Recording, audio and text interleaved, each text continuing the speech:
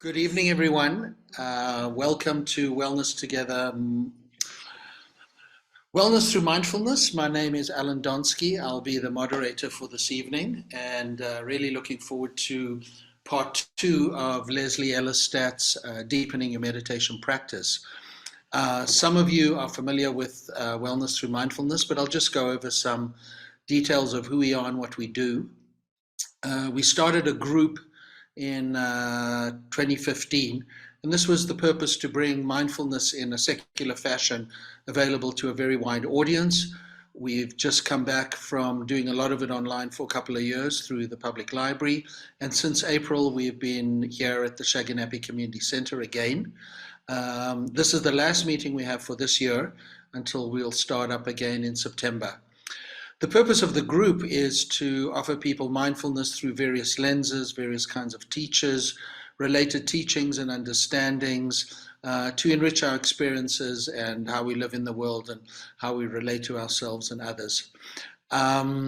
We certainly have a disclaimer that we try to just offer the teachings, and if people have questions to just recognize that this is not a group therapy session, and if there are deeper questions or people are having a tougher time and anything's a trigger to perhaps seek mental health or spiritual support elsewhere.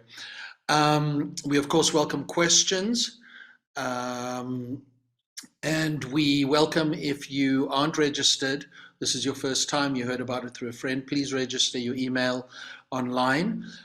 Two websites, wtm.breathproject.org, that's wtm.breathproject.org, or www.thebreathproject.org. We also have a Facebook page. We also are on a meetup group.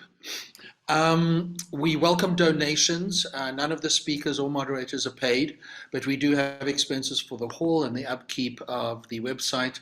So please, any small donation, even online, is very welcomed. And for people in the hall, if you have as little as a blue note is acceptable, or even a coin. The format of the evening is we will do a sit, and then we have a talk by Leslie Ellestad, and then we are going to be wrapping up things at about 8 o'clock in terms of the talk and the sit, but then we'll have half an hour for questions. People can certainly raise their hands, and we can take questions live, or if you want to type things up in the chat room, please do so as well.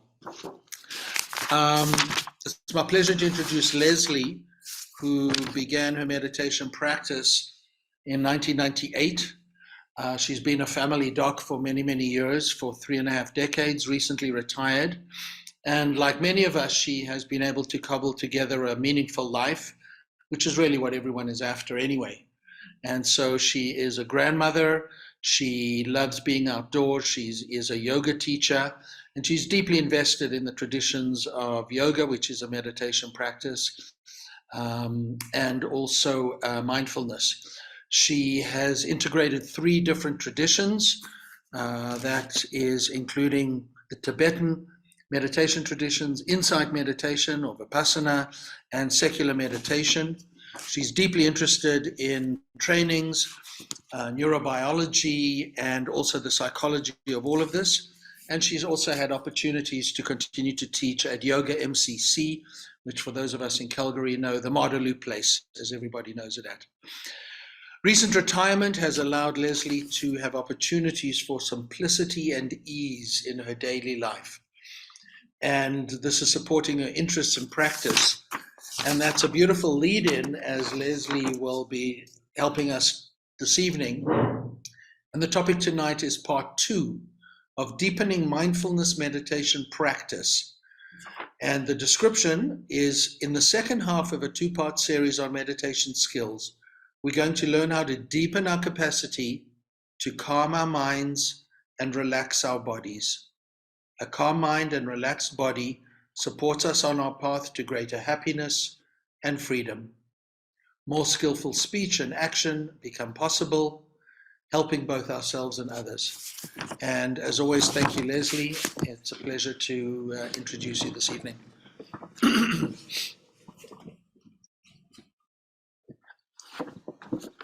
Okay. Well, greetings to everyone, our online audience and the people here in the room. I'm very happy to be here with you, sharing what for me is a passion about meditation. And that passion has not waned through all the years that I've practiced. In fact, it just keeps growing. So I wish the same for you, because the practice in itself works. It's effective. So I'm very blessed by all the teachers I've had, and I'm kind of bringing them here with me into this room. I've had many, many different meditation teachers, and so what has happened for me is that I learn what I can from someone, and then there comes a point where I feel that's what I can learn from that person, and then I do find somebody else. So I also encourage you to, which you probably are already doing, continue to explore as you develop your meditation practice, what supports you in your practice. And today we're going to focus on the practice of meditation as taught in early Buddhism in what's called the Anapanasati Sutta. So this is the breath meditation sutta, which is, there's three main suttas. Sutta just means a teaching discourse that the Buddha taught that are about how to practice meditation. This is one of them. Another one is called the Four Foundations of Mindfulness, and another one is mindfulness of the body as a practice. And in every single one of them, these 4 lines that I've been teaching, these last time was the first 2 lines, and this time is the second 2 lines, are in all of these teacher trainings. So this is fundamental to the practice of mindfulness meditation that we're doing today. And so I wanted to describe, we're going to do the meditation first, and then I'm going to give the talk. So last time, we focused on the breath as an anchor. So we did in-breath, out-breath. Is it short? Is it long? Basically, that's what we did. Recognizing the breath as an in-breath, recognizing the breath as an out-breath. And do you want to just keep track, Alan, of the admitting? Yeah. But it still has to be me in front of it. We have to cozy up a little bit, Alan. I'm already closing my eyes here. I'm ready for the meditation, and then I remember I'm the moderator. I got to let people in. You mean I got work to do tonight? Yeah. So I'm looking forward to the meditation. Well, okay. we'll get there. Okay. But once we get to the meditation, I will keep my eyes open and you can close yours. That's the deal. So we are going to go through the first 2 lines, and then we're going to move into the 3rd and 4th. And these are going to be the steps that we're introducing tonight that we didn't do last time. So we're going to be experiencing the full body breathing. And then we're going to be relaxing the surface tensions in the body. That will be step 2. And step 3, we'll be becoming more familiar with the sensations in the body. And then on step 4, we will invite more relaxation. And then on step 5, we will note what kind of quality of tranquility is present. So that's just a review of what's going to be happening in the meditation. So we'll start by bringing ourselves into a posture that supports us being both alert and relaxed. So one of the ways to do this is to know what helps your body do that, but I prefer the way of just inviting the body and then let the body respond. So inviting your own body to find a posture which supports you to be awake and at ease.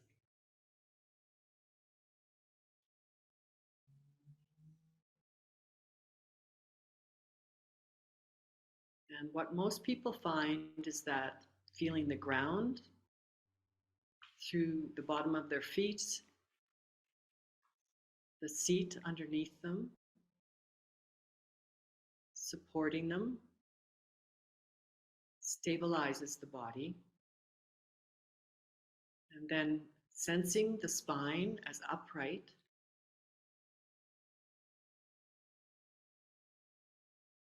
the chin slightly tucked,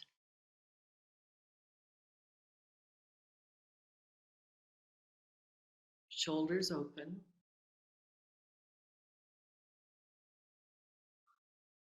belly relaxed, hands settled on the thighs or in your lap. These points of posture help to support us to be alert and relaxed.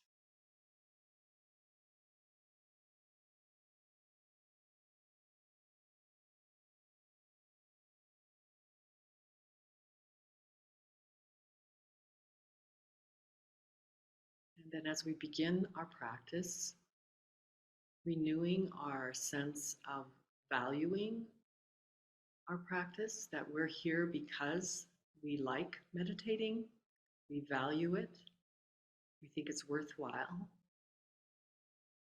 Even on to feeling some reverence for our practice, perhaps even devotion, whatever words fit for you to bring it to the forefront that this is a worthwhile endeavor.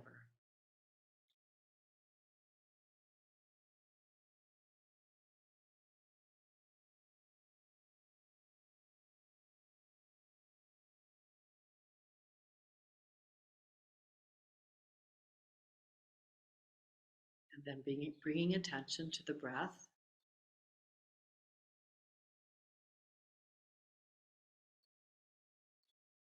Noting that the in-breath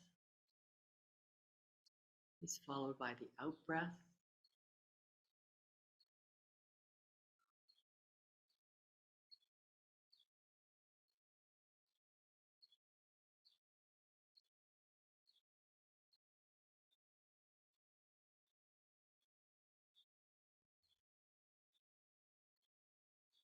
Knowing the in-breath as long and knowing the out-breath as long.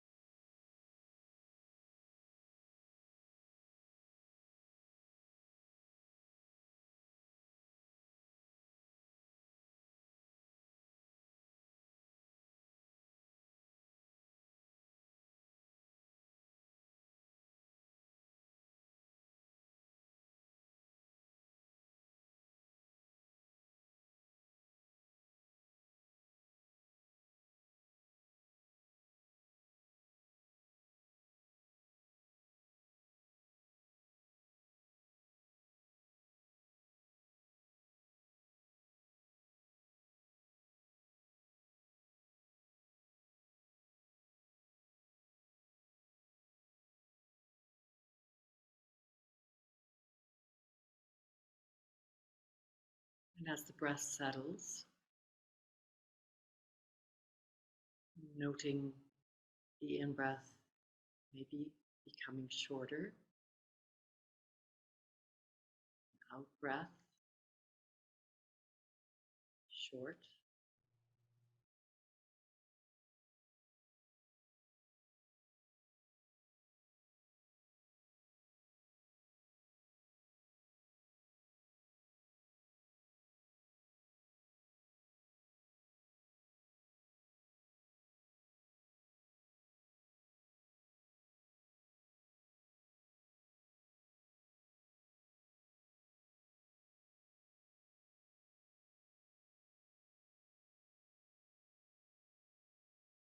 And then experiencing the full body, bringing attention, broadening the attention to include our full body while maintaining attention on the in-breath and the out-breath.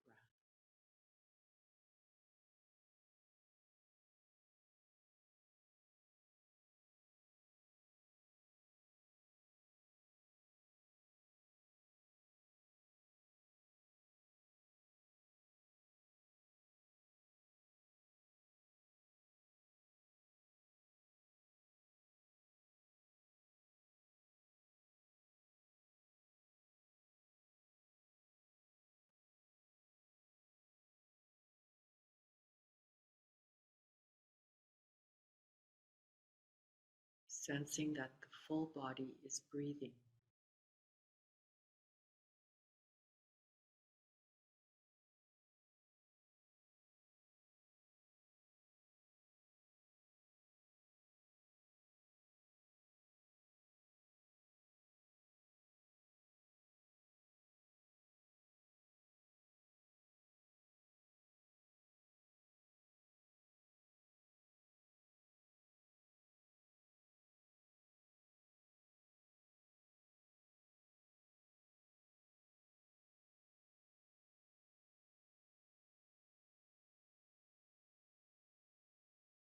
Arriving here now in this full body breathing.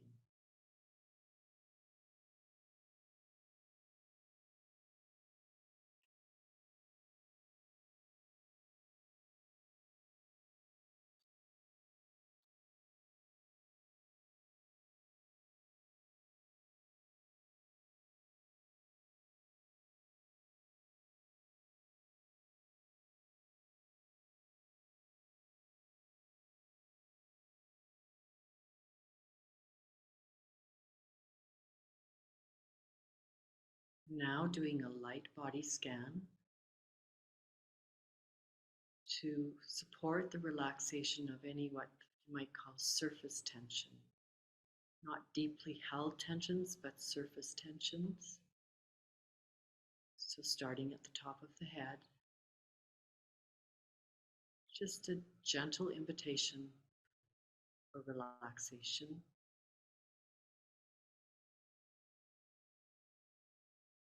Then into the forehead and around the eyes.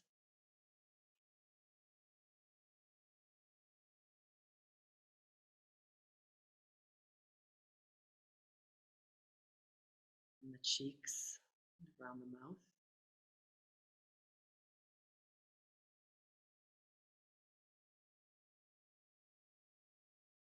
And then the jaw.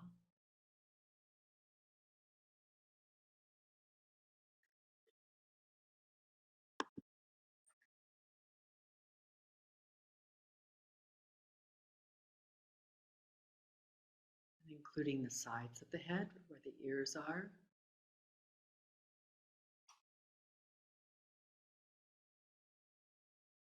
And the back of the head.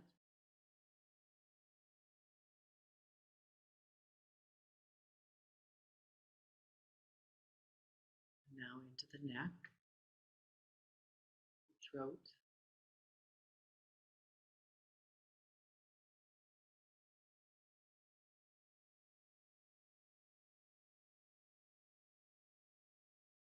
Across the upper chest, including the shoulders.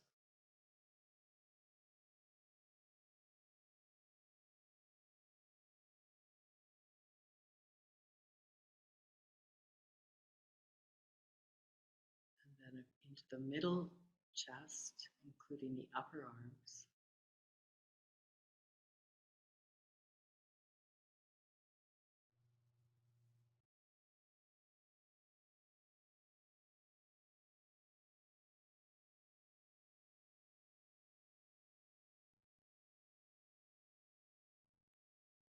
And then the lower chest and upper abdomen area.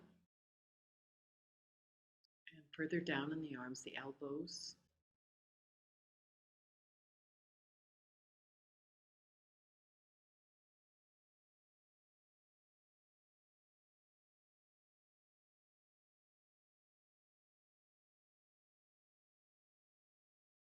Continuing to have light attention on the breathing.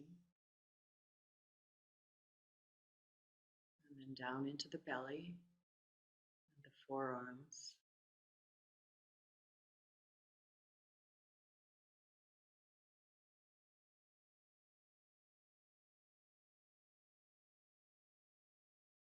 And then into the pelvis and hips,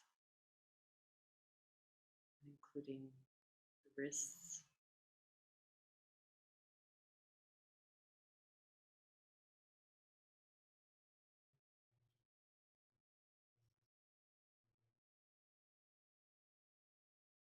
Then into the thighs, including the hands where they're resting.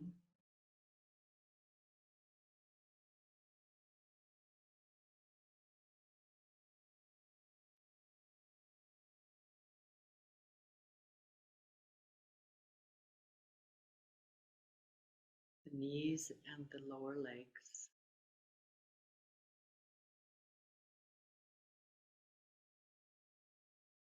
And the ankles and the feet.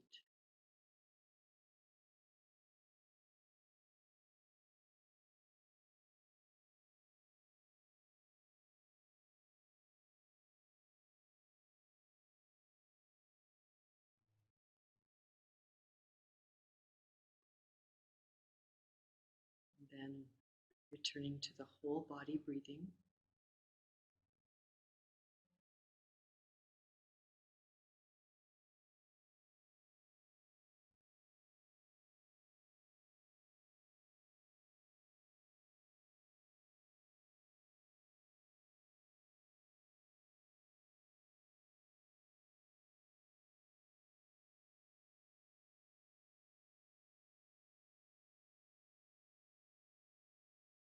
Then noting that the body has sensations. Within this body, there are many sensations. And as we quiet through whole body breathing, we have an opportunity to become more familiar or intimate with the body's sensations.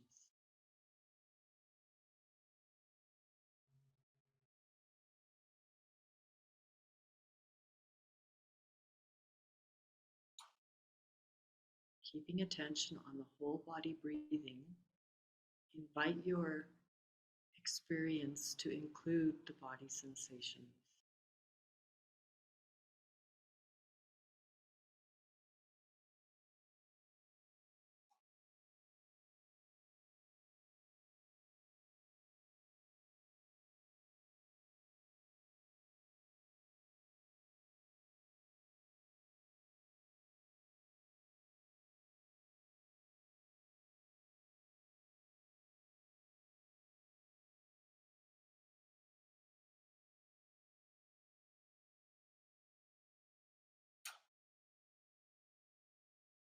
So in this practice, if there is a strong sensation, we include it, but do our best to maintain our attention on the whole body rather than being drawn into a single area. So wherever the sensations are, just let them be there while maintaining the whole body breathing.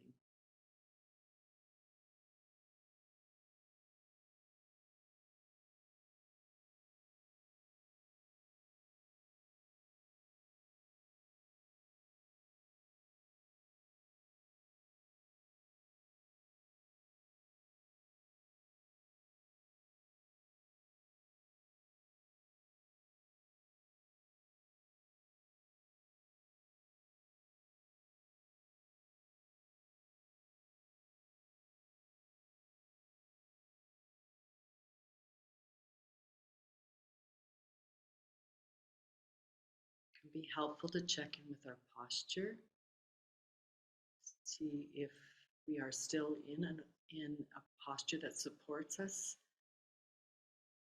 being awake and relaxed. Sometimes a little bit of tension can creep in, especially into the back or the shoulders. So we can invite the body to come back into a more helpful posture.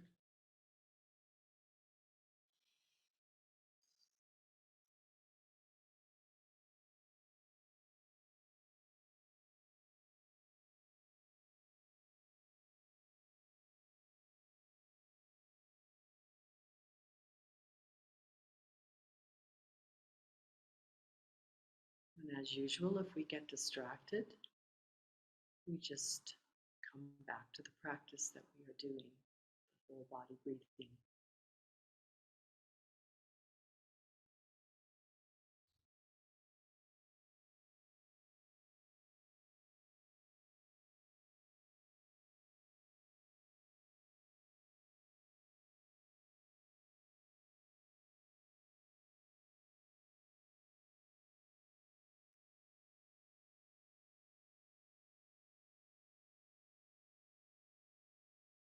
And the next step is the step that is a little bit different. It's line 4, where we invite relaxation.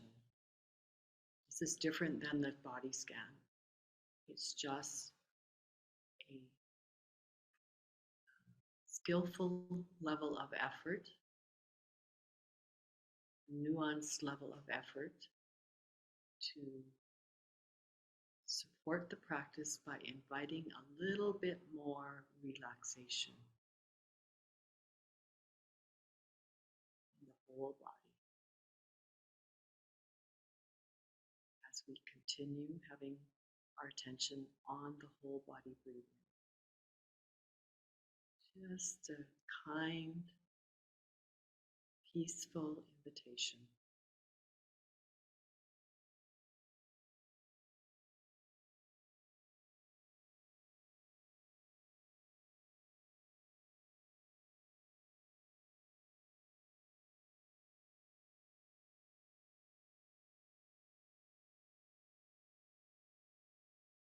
And if it's supportive, you may want to lean your attention on the out breath.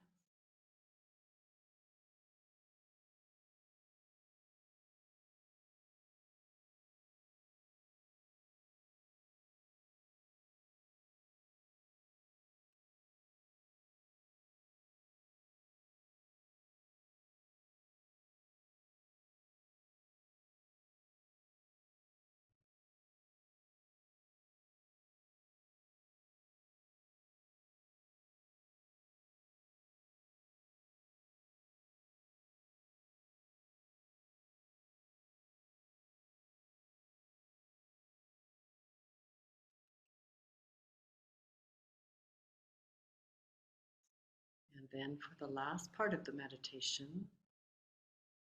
make a note of whatever level of calm or tranquility is available. And allow your mind to rest in the calm while maintaining attention on the whole body breathing.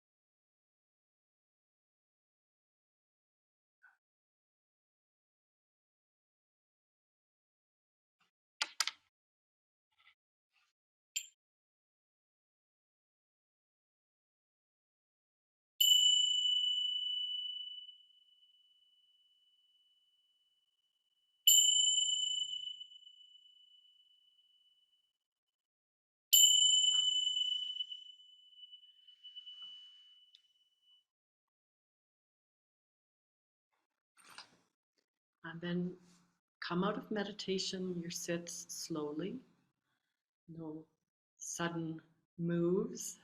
And at the same time, if your body is calling for some movement, go ahead and take it before we move on to the talk. So even you can stand up or move around, because the body likes being still, but it also likes moving. So everything in balance.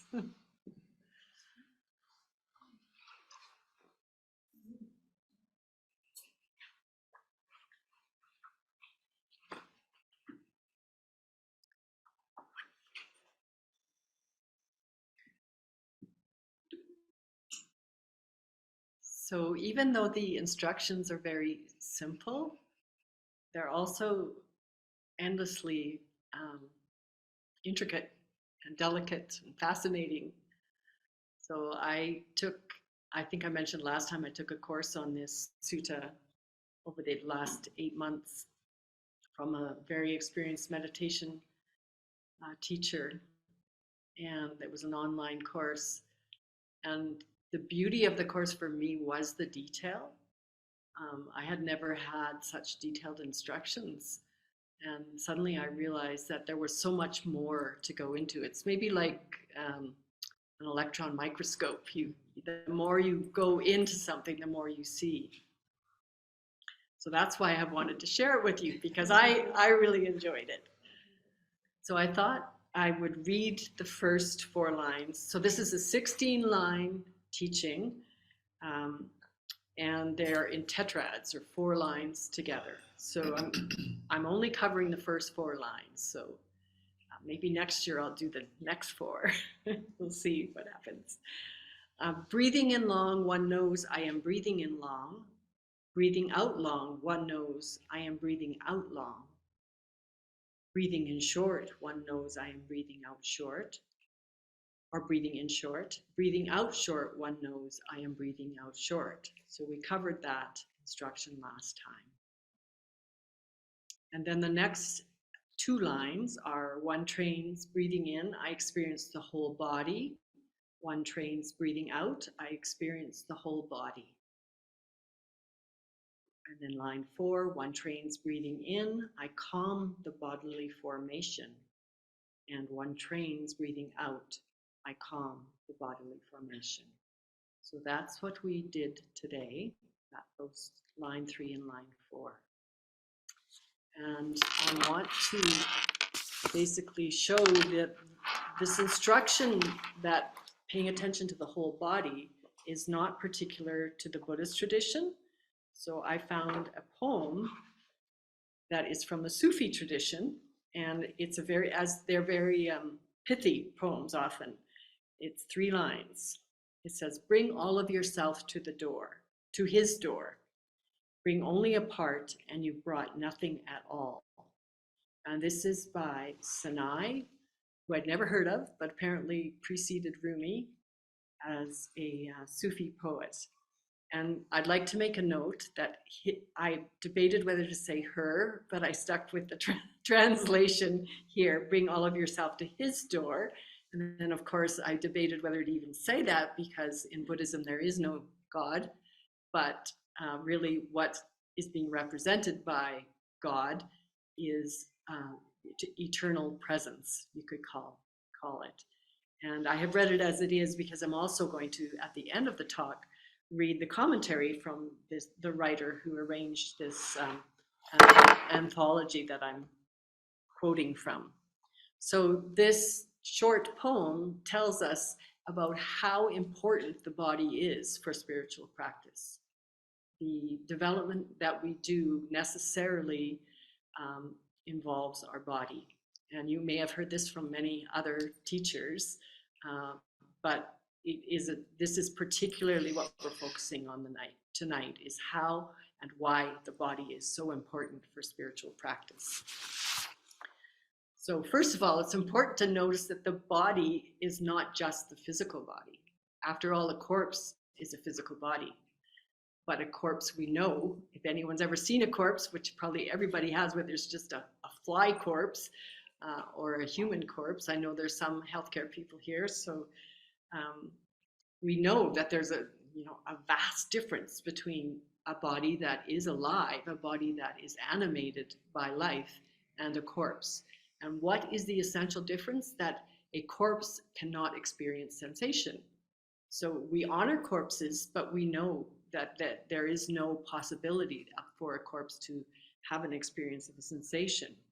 So what we're experiencing in meditation is not just that we have a body, but that we have sensations in the body, which was part of the guided meditation that I did. And of course, in life, we don't really make that distinction. We just have a body. But really, what we're doing is we're experiencing the body from the inside. We're experiencing the body as a set of sensations. And of course, the sensations don't stop at the skin. You may have noticed this in meditation, that sometimes you get this feeling that there is something going on outside your body as well, that you are able to sense, that there's maybe some people would call it an energy field, but there's like buzzing and popping and radiance and warmth and all sorts of things going on that aren't confined by the skin. And this body of sensations is intimately intertwined with the mind. So if we feel tense, our shoulders might go up, our hands might clench, and that's all related to what's going on in the mind. Other things that would be, it's about our level of relaxation, but it's also about what we're doing. The mind selects what it pays attention to. And it can be about what we've experienced in the past. It's been relayed by many of the different teachers here that what has happened to us is recorded in the body. And unless we were able to fully experience it and release it at the time, there is a trace in the body of what is there. And that will affect what we experience when we sit down to meditate. It will also be affected by our level of concentration and mindfulness at the time that we're looking at the body and on our state of mind. You may have noticed this, how the mind, you can be in a grumpy mood and something, someone tells a joke and suddenly the grumpy is gone and the happy is there. How quickly the mind can change. So mindfulness of the body is really about the mind meeting the body. The mindfulness of the body is not just purely the body. It's it's the meeting place of the mind and the body. The body is also a wonderful place to tune in to what's happening. And common meditation instruction in secular mindfulness is called the 3-minute mindfulness check-in. So intermittently through the day is just to like check in with your body, because we get caught up with what we're doing. And just sitting down, often in a work environment, the best place to do that is in the bathroom. You can lock the door and you can just sit there. It's a place you can sit in privacy for 3 minutes and just tune in. And we tune in internally for the most part, but the body is also a good place to check in how we're registering what's happening externally. So you may have noticed this, that we get a lot of cues from what's happening in our body, what is around us. You may have even noticed that sometimes you feel unsafe around a certain person and you don't know why, but there's some kind of vibe coming from that person, or you feel relaxed around another person. You feel, you pick up on things through the body, what is happening. And so keeping track of the body, particularly with this whole body breathing, is very helpful, because the breathing will often change when there's something going on. So you can both keep track of your body sensations and your breath to get some clues as to what you might be experiencing. It could prevent your next, unskillful act of speech to be preempting yourself to say, oh, I'm getting tense, or oh, I'm getting, those feelings like I want to clench my fists. Maybe I'm getting angry, and okay, pause. My body is giving me clues. The next thing might be I say something I later regret.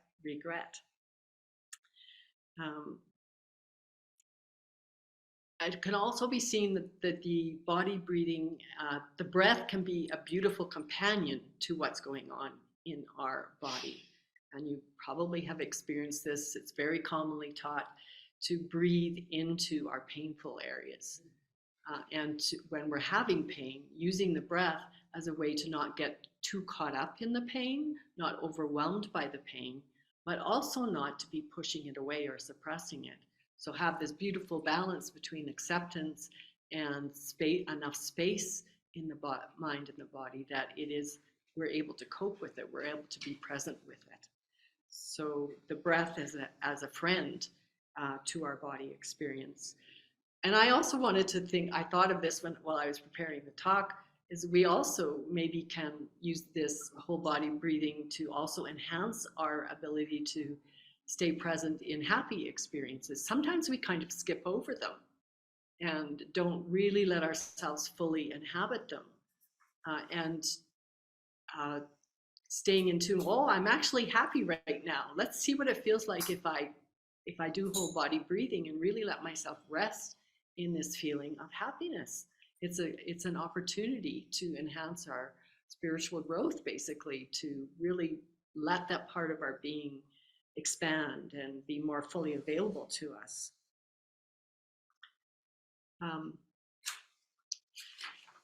The other way it can help is it helps remind us that something is transitory. Whatever experience we're having, we want to expand our sense of joy, but we don't want to cling to it, which is often the other side of just skipping over it, is that we think we're having a pleasant experience. We start to make up stories. How can I make this last? Which is the common experience of going on a holiday and then going and looking in the window of a real estate office and thinking, what property can I buy so that I can come back to this place? Or the one I've had is sitting in the spa at a nice hotel and thinking, when can I come back and do this again? Have you ever done that? Maybe you've done that too. Instead of just like, oh, I'm actually just enjoying myself. Maybe I should, that's enough. And you may have other times of doing that, like being out in nature. Sometimes we can just enjoy it, and sometimes we're planning our next, hike instead of being in the one we're on. The other place it can be very helpful is in daily life, to have the full body breathing in our life experiences. And for many of us, a common one is working on the computer. So intentionally keeping some mindfulness in the feet, on the seat of the chair, and in our hands, and then in the body, full body breathing, so that we don't get too caught up, too much forward, our attention. One of my teachers taught me that we tend to like move up and forward. So his technique is to say back and down, come back and down in the body. So you can experiment. What works for you? For me, it works best to just like make sure I have the attention on the ground, and then having some sense of the full body sensation.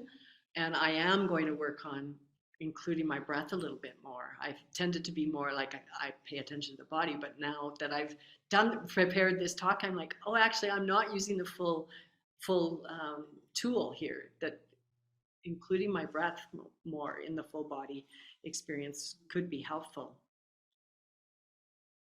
Another thing to learn from the sensations in the body is, in a sense, to celebrate our aliveness. We wouldn't have sensations unless we were alive. So even though they may be unpleasant, we can say, well, at least I'm alive. and not at least I'm alive because we know life ends, but we can celebrate the miracle of being alive, that we each have this life and we are living it now.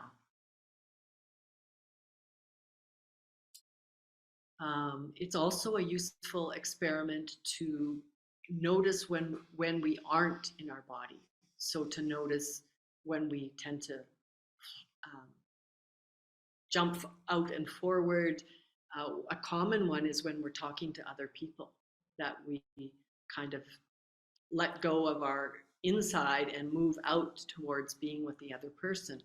But we may notice, and I noticed this at a recent retreat, that one of the very senior teachers, I really noticed that he was in himself. He was very comfortable with himself. And as a result, it was very easy to be with him because he was so much in himself and so much at ease with himself. And when I actually was having some of my practice interviews with him, and he said his big thing is what he called relaxed interest. And I thought, oh, that's what I'm feeling. Like you're relaxed, but you're interested. And therefore, I feel relaxed, and I know you're paying attention to me. And that helps me to feel good to be around you. Often a time where we tend to let go as well of our relaxed interest is when we're focused on getting something done.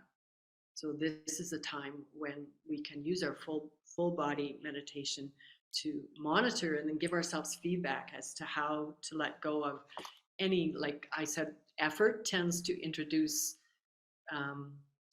this, we have to be balanced whenever we make effort, that we are doing just as much as we need to do and not more than we need to do.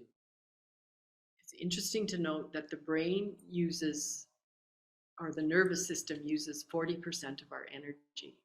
So there could be a lot of energy conservation if we learn how to keep ourselves in that sweet spot where we have enough alertness to be present, but also enough relaxation that we're not overspending ourselves. We may feel much, much more balanced at the end of the day. Often what we do is we notice that we're tired, and so then we do something to relax. And yet often that thing that we do to relax is kind of getting distracted. Like we distract ourselves with something. I'm not saying that that's wrong, but notice, what do you do when you feel tired? What is your solution to fatigue? Is it to watch TV? Maybe it is. Is it surf the internet? Maybe it is. I don't know. I'm guilty of both of those. I don't know what yours is, but sometimes I do go meditate. So there you go. You got another option. When we experience the sensations in their body, this is a very important point, and it's been made in many different ways, but this is one way to make it, is that when we experience the sensations in their body, they are really it's our karmic body, which means it's the habit patterns that are in our body. As I said before, it's the traces of our unprocessed experience that we are experiencing when we are sitting in meditation. And so this brings up a very important point about the value of relaxation in the body, of the whole body breathing, and then the effort to relax the body, and then noticing in the body, as we practice, we notice there's an edge, the edge where we can't relax, where there is this sense of there's some tension in the body and there's some relaxation, and they're kind of meeting. And what is that? What is that edge? Perhaps you've noticed it. It can be in different parts of the body. And myself, having meditated for quite a long time and done a lot of different retreats, I have a pattern in my body that is taking me a long time to unwind. And it has an edge. It always has an edge. I can feel it from my head to my toe on the left side, giving away my secrets.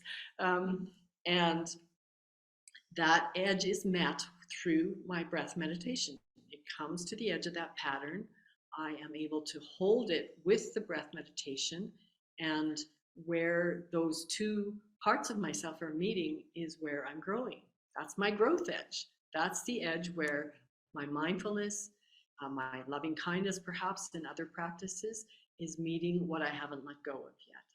So in Buddhism, they call that letting go of your attachments, letting go of areas where we're clinging to unpleasant, usually unpleasant experience, but also it can be like the grasping on to pleasant experience. And I would say that for almost everybody who meditates, they will meet their edge. It will be part of their practice. However, again, this teacher that I was training with this year, he called it that there's like the honeymoon phase of meditation where you like, oh, this is so wonderful, I feel calm and relaxed. And then there's what he called the suffering phase, which is the phase where you're meeting your edge and undoing your, karmic holdings. And he said that for some people that they barely notice it. They hardly have any karma held in their bodies. Perhaps they were born into fortunate circumstances, that nothing terrible happened to them. They also have a good temperament. If you believe in rebirth, then maybe they, practiced meditation on the last birth and they were born with a very favorable set of conditions, and that continued through their childhood. and nothing disastrous happens to them to cause a trauma response. And they don't even notice the suffering. So it would be very hard for them to understand people who go through a long, what he calls the suffering phase. And meditation teachers don't like to advertise that phase because you might not start. But the reason you need to know about it is because it happens to most people, that there is this phase of practice where there can be, you can think, why did I start? Because now I seem to be suffering more than I even knew. I remember one teacher saying, I thought I was a happy person. And then saying, oh, well, I actually have all this stuff I stuffed down. The reason that it's valuable, even though it can be difficult, is because we grow. We become a person who is able to meet life more fully, and basically life becomes richer. So even though we may go through a suffering phase, we appreciate that we see more clearly, we may act more wisely, hopefully, and we enjoy our life more fully.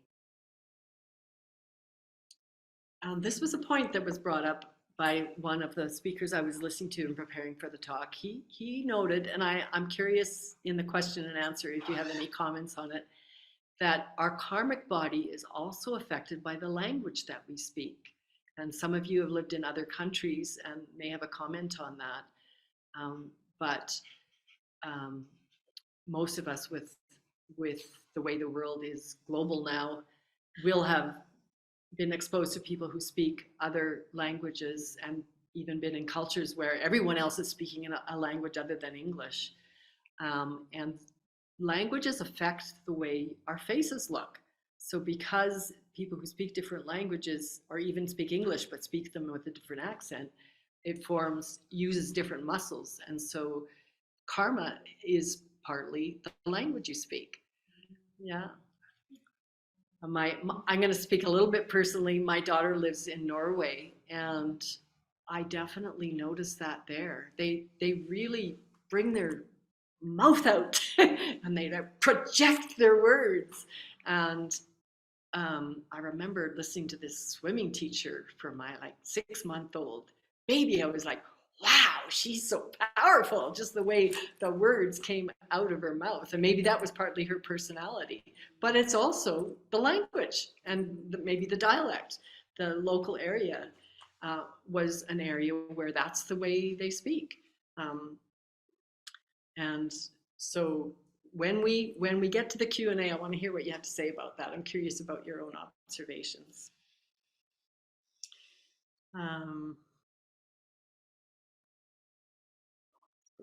That, I just have one more page.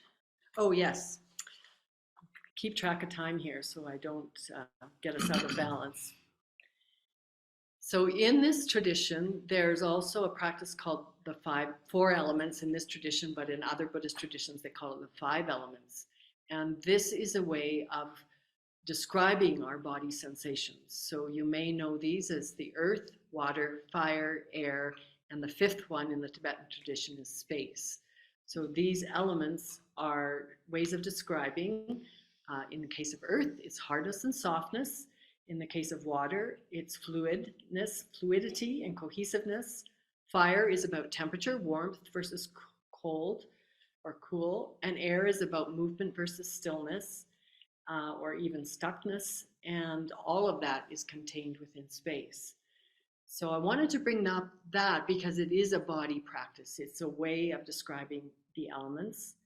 The other way of working with it, which I actually am more attuned to, is the Tibetan style of practicing with it, is to actually meditate, either using your imagination or out in nature on the element in nature. And we have such a wonderful environment to practice it. So I just wanted to mention it for you who are nature lovers, is you can just go to the mountains and look at a mountain and meditate on the earth element when you're looking at the mountain.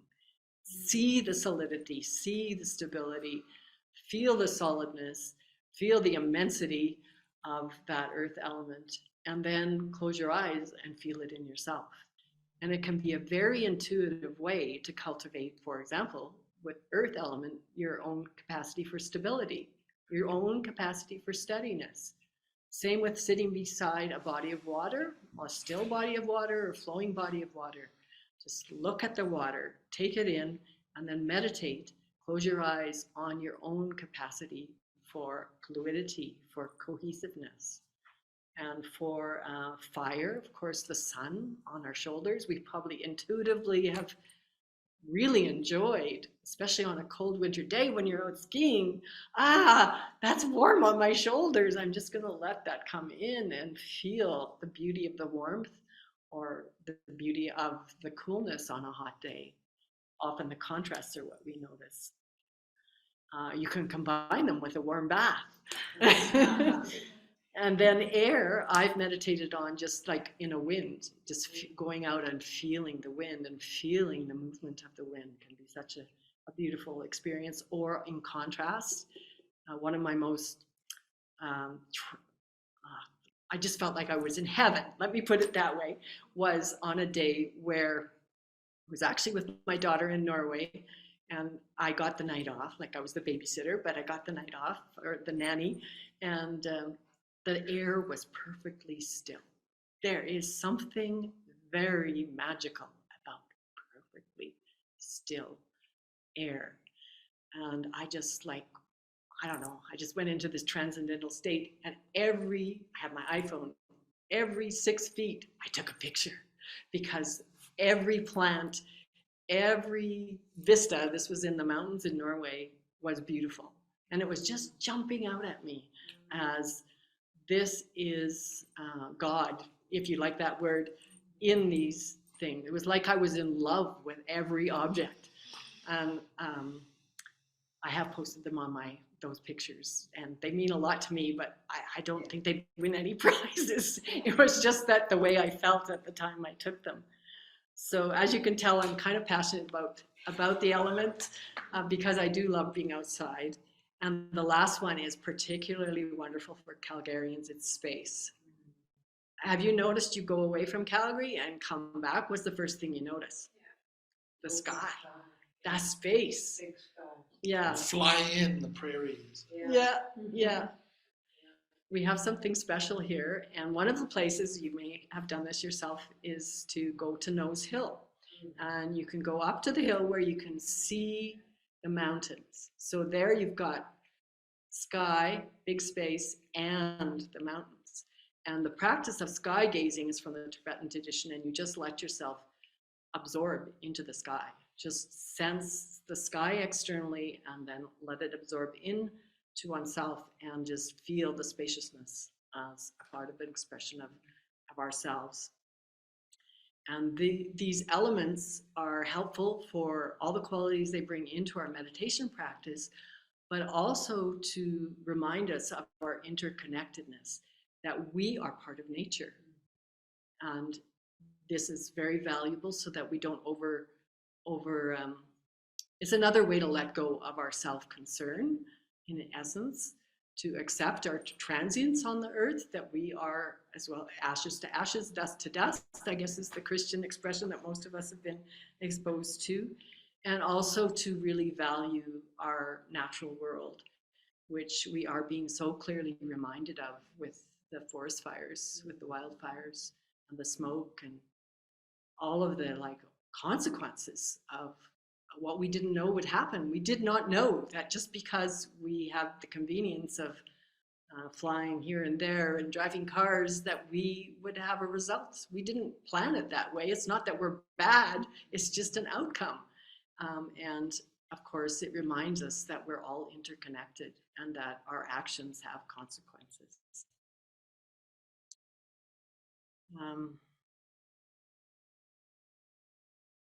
So one other image I want to leave us with is the image of these karmic tracings in the body. One of the ways to see it is as like the mind is a puppeteer. It's got strings into our body and it's pulling here and there. And in yoga, we've learned that that's a lot to do with our fascial tissue. Some people call it your muscles, but it's really more, I think, the fascia.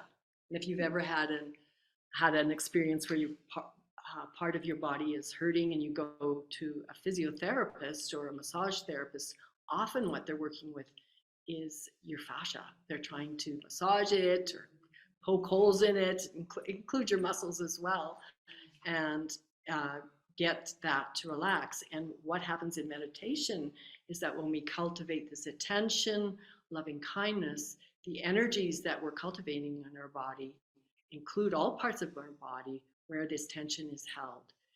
And I have had many experiences through the years I've meditated where different parts of my body have released, and it can be quite dramatic in a way that can be include some alarm. Like one time, my pelvis suddenly released, and I couldn't walk for a while because the muscles had been dysfunctionally holding me in place.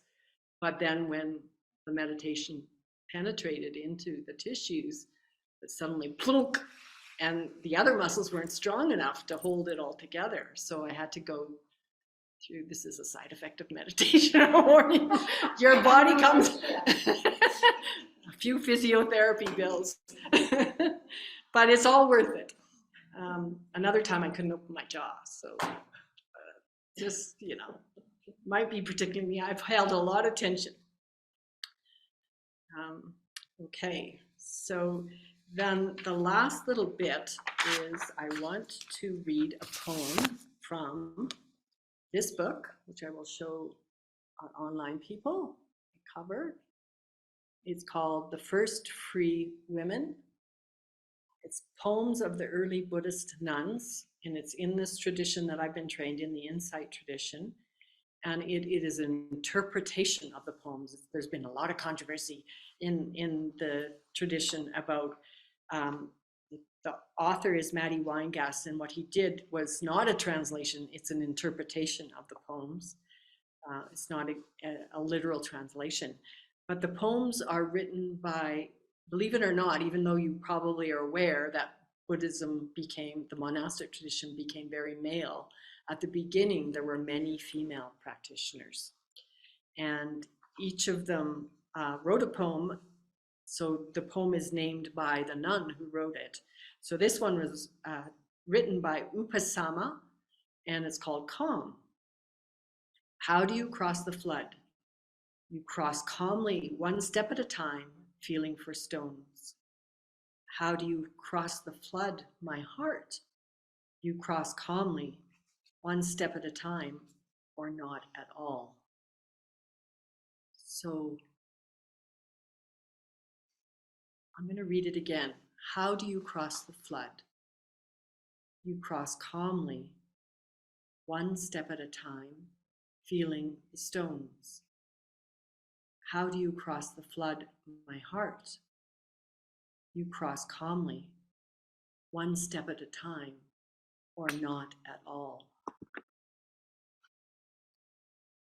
So how I understand this poem is that we need to cultivate calm in order to cross over to freedom, to liberation, to make progress on the path to liberation. And so that was what we did at the end of this practice, was to notice, is there calm present? And there doesn't have to be a lot of calm. You can have a lot of agitation, but is there a little slice of calm? And one of my teachers said, we have a very low bar for calm. When you're first starting, any amount of calm is worth noting. And eventually there will be a lot of calm. That's an outcome of meditation practice over time. And then I wanted to speak to, why is it important that we develop some calm during meditation? The reason it's important is because when we become calm, we are able to see more clearly what is happening. And one of the results of noticing calm is that we also notice that we have this capacity for happiness. We have this capacity for contentment. So calm often leads to happiness of various levels. Joy is like the more bubbly kind of happiness. Contentment is more the contained but very easeful happiness. And then when we have that condition, then we see even more clearly that it is possible for the mind to unify. In fact, the mind naturally unifies, and when the mind is unified, everything is in harmony in the mind, then all of the those puppeteer strings I was talking about, they settle down. And that's what's called concentration in meditation. That's the common word in Pali, is samadhi. So when we have samadhi, when we have a concentrated mind, there's a lot of nourishment in the nervous system, and that nourishment is healing. So that nourishment in the mind then softens up the attachments, the clingings that are in our mind, and just very naturally releases them with a lot less suffering. Yeah. So that is why noticing that you're getting calm is what's called a signpost. We do both things. Like I said, we make an effort to relax, but we also notice when we are relaxed that we can say, I noticed relaxation, or I noticed calm. And that's a signpost along the path that tells us we're going in a direction that's going to be fruitful for our practice.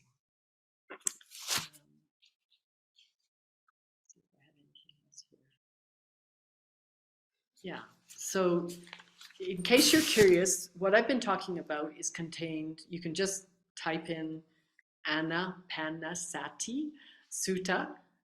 It's phonetically spelled, and you can find lots of ways it's been translated and discussed. And this sutta is what I've been talking about, the first 4 lines of a 16 stanza. And that's just a portion of the sutta, but it's the most important, I think, for us as practitioners here to explore.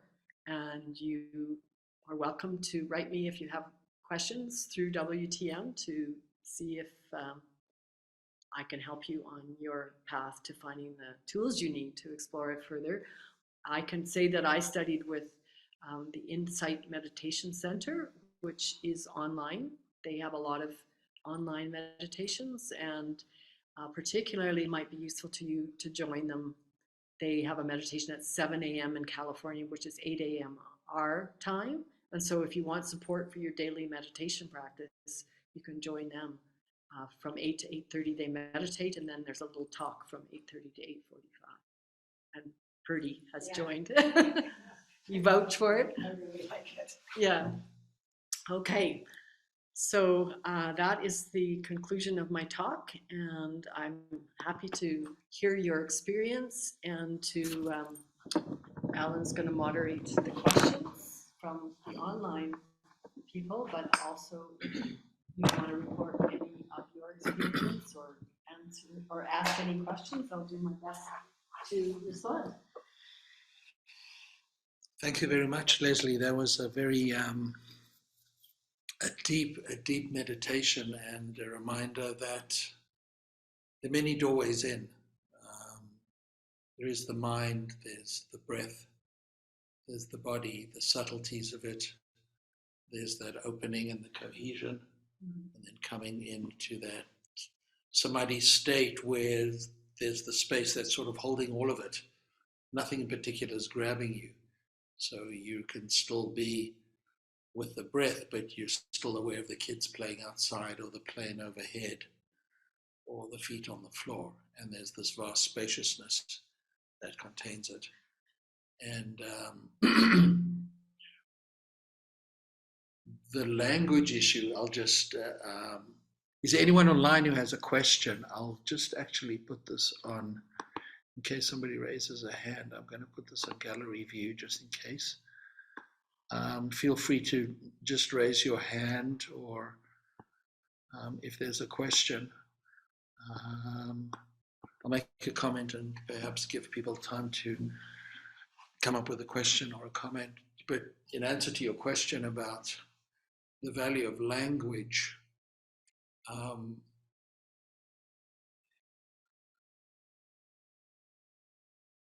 one of the reasons I think that the Buddha speaks about the Eightfold Path, one of them is right speech or wise speech. And it's not only content, I think there's also a certain intention about energy. What kind of energy do we have in when we're speaking? What's the intention? It carries a certain sort of energy. And we can all think, and I'm not going to name because it's my biases, but we can all think of certain languages that might have a certain harshness or intensity to it. And then there are other languages that are just so soft and beautiful, and they flow and they have a lot of soft vowels and things. And it's interesting to see how we can be attracted to or not to different kinds of languages, and how that can affect our view of ourselves or those people, and these kind of subtle things. And if we notice those energies, as you spoke about, a lot of those energies, I think the languages take me into those energies that you might feel a certain way about a certain person just because of their accent. Yeah. Right? Or because of the language they're speaking. Everybody swoons over certain European sounding languages, and then others are more lots of hard consonants and crashing symbols and inflection. So really, I think the meditation is a way, and we have an internal language. I think that's the other piece. I think. Yes. We have an internal language, a chatter that's going on, but there's also a language of the heart. So a lot of these things are felt. Compassion you spoke about, or loving kindness, and those are languages. And so I think meditation brings us into that language, and then when we want to communicate it, that stuff just comes up. And then the words kind of hitch a ride along the way. So sometimes I think we need to reverse that puppeteer thing, that we believe it's all about thinking and rationality and planning and sequencing and ordering things and checklists and to-do lists and measurables and bottom lines and numericals and measurements. There's a place for that. But our humanity comes from the inside. And so meditation takes me into this, for me, this internal space. And that has a language. And then when I'm there, I just notice I'm talking more softly. And I'm an energetic, fun, outgoing kind of guy. But the moment I'm in the space, it's like, oh, look, Alan can be quieter. He can have a softer voice. He can, right? And it just happens. And that's part of the magic, I think, that you were talking about.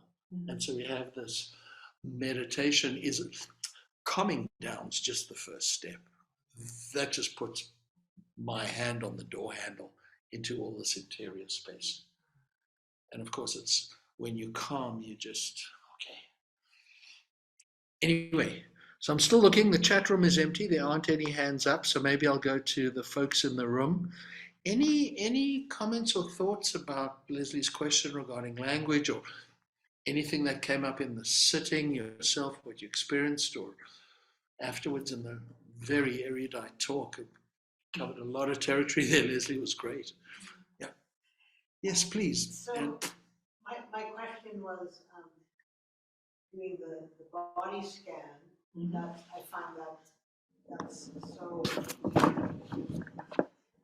helpful in relaxing the body and being mindful of how you can go through, like from the top of my head or from my feet up to the top or whatever. You're referencing karmic body. I've not heard this term before, and so but you also mentioned how the body stores from previous lives. Is that? That's one way to look at it. Yeah. Okay. Yeah. So if you're not a sort of a believer in previous lives, how do those sort of intersect? So you don't need to believe in previous lives in order to benefit from understanding karma. Right. Karma is basically the result of, karma is action. It's what actions we've taken and the traces that are left from those, but it's also how we've received actions, other people's actions maybe, and how we recorded them in our body. So for example, I mean, we know about trauma now. Yes. That fight, flight, freeze, fawn response to trying to survive something that feels at the time to be life-threatening leaves a very physical physical chemical trace in the body, but so do things what you wouldn't call trauma. They're just like life, right? Life experiences leave a trace. It could be anything from we were born with, a certain family constellation, like we had rough and tough brothers perhaps, and they, acted like boys and we weren't one, and it can have a certain effect on how we develop, and there's traces of it in the body. Or we were born second versus we were born first. That leaves certain traces, because right from the get-go, when you're born second, you've got somebody else to contend with. Whereas if you're born first, you your solo journey and being the apple of your parents' eye is interrupted by the second person. So that those leave karmic traces in the body. Yeah. And the flip side, we live in a culture where our mental health is always seen, it's based on a deficit model. I'm depressed, I've got to reduce my depression symptoms. You're anxious, I have to take it away. But the meditation practices and the traditions place a lot of focus on what we call in the West your assets or your resiliency. And so the traces, not only can there have been an absence of terrible trauma or adverse experiences, there can also be all the yummy stuff that sits behind, right? So remembering moments of joy or pleasure or creativity or wonder or curiosity or play or creativity, and those traces exist as well. So part of the way that we call that in modern psychology, we talk about that as positive psychology. Remember the good stuff in cognitive behavioral therapy. Balance out the yucky stuff. But it runs much deeper than that. And we need to be able to have the space to cultivate those memories as well, right? The cry of a baby, the smile of a baby, the watching a puppy play, right? Watching a cat groom itself, whatever. So really the mindfulness stuff and the traditions from the East, which have never separated out mind and body. And Leslie really did a lovely job of speaking about that. These are together. But in the West, we've separated out thinking and cognition and planning, the mind-body split from the 1600s onwards. And we've neglected this other piece of the inside space, below the neck. I call it below the neck. And there's a lot of yummy stuff in here. Yeah, and I wanted to add to what you're saying, Alan. When we reference language, that was partly about cultural karma, but also it's really interesting to reflect on there's a lot more than language. Like just the way people use their hands in different cultures is different.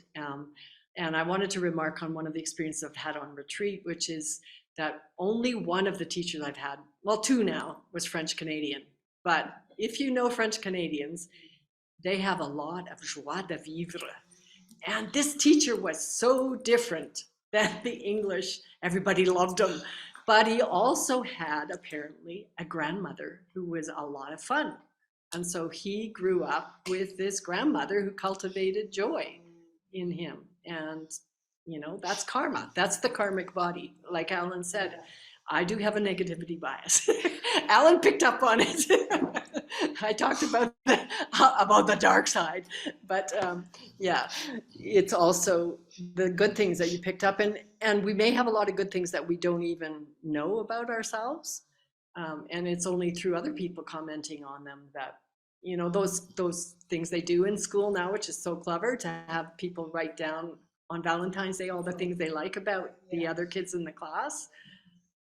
This is a beautiful thing to do. And one thing I learned at a recent workshop was to write a gratitude letter to myself, which I didn't have time to do that part, but I wrote a gratitude letter to my husband and read it to him. And wow, that was like, he was like, oh my God, she really thinks that about me? The things we don't take time to say. We don't use our words. Yeah. And the value, another layer adding on. It's always nice having a riff and you go, oh, right, and that takes me there, and that takes me there. And we do have a couple of questions. So, and the riff here, briefly, is because of pain and suffering and loss and grief and confusion and overwhelm and burnout, you want to access the other stuff. That's the very reason you want this stuff, to bring back the balance, the yin-yang. It's a universal symbol, everybody knows it. But that is the reason why you want it. And that capacity to bring in the equanimity, the right moments, the joy, the compassion, the creativity, the joie de vivre.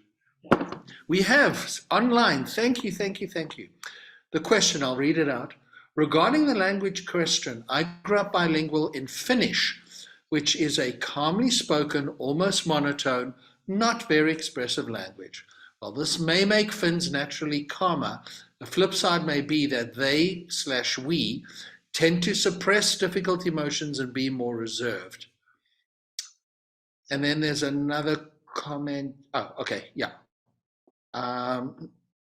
well, it's probably not fair, but we do have this image, maybe through comedy, that Finnish people are very reserved. Although he's just confirmed it. Yes, they are very reserved. Maybe it was a survival. You don't want to use up too much energy when you got to work so hard to survive in the cold. I don't know. Interesting comment. Yeah. There's a comedian I discovered a few months ago. His name is Ismo, I-S-M-O. He's from Finland. And he is very, very funny. I can't remember the last name. Look him up, you'll find him. But he's got this very slow monotone, and it's exactly that. His name popped in my head. And then you have a compliment there, Leslie. Such a lovely talk. Thank you very much. Merci. And then somebody was reminded that when we're talking about languages, the thought of music came to mind. And there's a book by Oliver Sacks called Musicology. And Oliver Sacks was a neurologist. And at the beginning of the book, he says something really interesting, which I'd never thought about. Mm-hmm. Everything that our species has developed or made or whatever, from lights to windows to floors to you name it, it's got a very utilitarian function in the world we live in. Shoes and chairs and electricity, everything. He said music is the only thing that you can't actually specifically identify something out there in the world for which we have it. Now we utilize music, and every culture across the world and tradition has music, drumming and humming and singing and dancing and all of that. But he says when you think about it, there's something very special about music that everybody there isn't anyone who doesn't like music, but we can't really identify what it is. And that's why music, and I think all the arts, mm-hmm. and you spoke about journaling, mm-hmm. or music or dancing or ritual or whatever, we use that to tap into another part of ourselves. Mm-hmm. And chanting in the Tibetan, I mean, you can find videotapes of 5 hours long on YouTube of Tibetan chanting. Literally, these monks are chanting for 2 hours. And so that's energy, it's sound, it's healing, etc. So thank you for the reminder about the music there. Thank you. Now we just wanted to give you guys the crystal bowls. Like, they had one session we were here, they had crystal bowls. Yes. And I do listen to meditation on YouTube. Yeah. The crystal bowls or different hertz frequencies. Yes. Like 528 is love. Yeah. So I listen to the 528 frequency, and it just puts you in like sometime an hour meditation, 528. And it just puts you in there where you said like a bit of a balance. Yes. Yeah. The hertz. Sound is frequencies. On retreats, one of the blessings of the pandemic for me has been access to online teaching, meditation teaching, and online retreats. I don't know if you've ever had the opportunity to do, you can do even a day long or a half day. But on retreat, we're taught not to like distract ourselves by reading or listening to music or talking. But one of the beauties of these online retreats is that I have utilized music as part of my meditation experience, and I found it's very, very helpful for me, maybe not for everyone, to open my emotional body. And what do people listen to when they're sad? They might listen to a sad song because it helps them get into their body, feel the sadness, and release it. Not to sink down lower, but to be able to move through it. Yeah. And that's what I find with the hertz. I don't know if you're familiar. Yeah. Just different, like 777, and some of those different hertz that mean different meanings, and that. Yeah. That's helped me through COVID too. Yes. Yeah. Really helpful. A lot of it. Yeah. Yeah. And even better is probably to be a musician. Have you read that? That being a musician or playing music, even if it's amateur music, is very healthy for the brain. So, unfortunately, I'm not a musician. But especially the drums, like the drum circle. Yeah, that you probably could all do that one. I think. Yeah, well, I used to do it quite a bit, but I'm sort of lost. I haven't gone for a while. Yeah. But sometimes you just get into a zone, like I play the tubano. You get into a zone and there's nobody around, just me and the drum, and you're beating at a certain beat, and it's great. Yes. I love it. Like you're just not there. Yeah. And nobody's around, but the whole room's full of people drumming, but you just don't hear it. Yeah. And then, as we've all heard here in this room often, it starts to do you. The drumming starts to do you. And you're sort of really in tune with that inside experience. There's something magical about this that keeps on growing, where your heart starts to do you. The mindfulness does you, as Phil Bluestein always says. It does you. And so tapping into it, and the fact that we can trust it because it's so rich, as Leslie has described this evening, keeping an eye on the time, I'm going to wrap up here unless there are any other comments or thoughts. But to tune into this, and then you become much more integrated, cohesive, things just start happening. You start noticing your capacities on the foundation of relaxation, the foundations for all these other practices, and in the Eightfold Path, it doesn't say right calmness, but it tells you these are the practices, and then you find yourself being calm. It doesn't say right compassion. It doesn't say right charity. You do the practices, and then after a while, they start doing you. And the drums also in that state, you really start to, you can't separate the sound, the feel of your hands, the drums and the drummer. They all become one. And that's what's called the flow state. They talk about it in music or dance or writing or singing. You're in the state where it's just one experience, that unity. And that's the joy where all this mindfulness can really take us into a flourishing state of fullness. That's really what it's all about. I'm just going to make one clarification. Thank you, and Leslie. Alan brought up a really important point. Where do we fit this practice that I've been talking about into, if you're studying Buddhism, into the Eightfold Path? So the cultivation of mindfulness of the body and the calm that arises would fit into the right concentration part of the path. So the steps that we're taking lead to a concentrated state. So as Alan was saying, calm is just the doorknob, but it's a very important doorknob because we live frenetic lives. So most people don't have easy access to calm. And so at certain stages, certain parts of the training are more important to different people.